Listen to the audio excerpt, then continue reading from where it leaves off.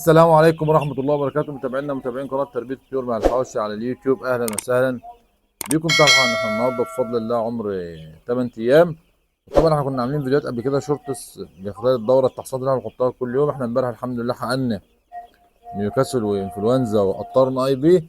وقبل ما نحقن عملنا ايه؟ سقينا نزلنا فيتامين سي سقوا 4 ساعات قبل الحقن وبعد الحقن. وفي ناس بتفضل فيتامين هي، بس احنا ايه يعني هي وسيله رفع المناعه، بس احنا قلنا فيتامين سي لان الجو زي ما انتم عارفين الجو حر، وهو في نفس الوقت رافع مناعه وخافض حراره. وده الحاجات اللي احنا عاوزين نوصلها للناس. بالاضافه كمان ان انت لازم وانت قبل ما تحقن الامبول بتاعك لازم تحطه في المكان اللي انت هتحقن فيه او في العنبر، لان قبلها بساعتين او 3 عشان خاطر ايه؟ طبعا احنا عارفين جاي من الثلاجه ما يعملش صدمه للفراخ. فبيحصل ايه؟ زي ما انتم شايفين كده، هتلاقي في بعض الفراخ اللي انت مدونه قدامكم اهي اللي هي الجنتينا دي، ده نتيجة إن الإيه الحقنة عملت له الصدمة ديت، ابتدى يهرش وهيعور نفسه أو هيطلع الحقنة، نتيجة إن هو لما بيهرش في راسه كده وبيفضل يعمل فيها براسه تطلع منه الحقنة، فممكن ما يستفيدش منها. فأنت طلعه قبل ما تحقن الحقنة، تاخد الأمبول بتحطه في المكان اللي أنت هتحقن فيه قبلها بساعتين 3. ده بيكون أفضل يعني عشان ياخد درجة حرارة المكان. وحبينا برضه نقول للناس عن المعلومة ديت.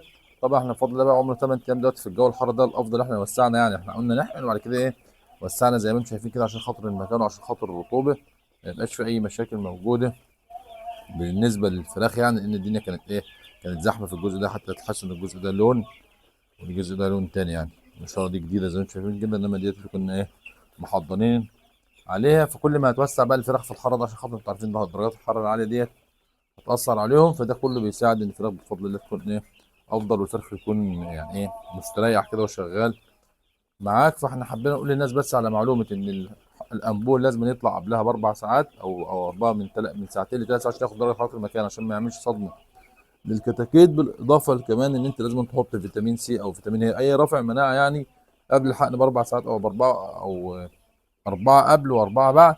وده علشان خاطر احنا ايه عارفين الفرخ بياخد المصل بتاعه والتحصين، فده احنا بنحاول نساعده ان هو برضه ايه المناعه بتاعته تكون قويه عشان ما يحصلش لا قدر الله رده والكلام اللي بيحصل بالنسبه للتحصينات. وقلنا بنفضل فيتامين سي عشان خاطر احنا في الجو حر، فيتامين سي خافض حراره وكويس جدا في الحر ده، بالاضافه ان هو رافع مناعه زيه زي فيتامين ه، بس هو افضل عشان خاطر الحر. هو ده كل القصه اللي فيه. ولو عجبكم الفيديو هنعمل لايك وشير على الفيسبوك، وتابعونا على قناه تربيه الطيور مع الحواوشي على اليوتيوب. واحنا برضو مستمرين في الفيديوهات القصيره برضو على القناه، كل يوم من المزرعه او كل حاجه معلومه بنوصلها للناس. لو حد عنده اي استفسار عن او اي معلومات او اي سؤال احنا بنجاوب على كل الاسئله زي ما انتم عارفين. السلام عليكم ورحمه الله وبركاته.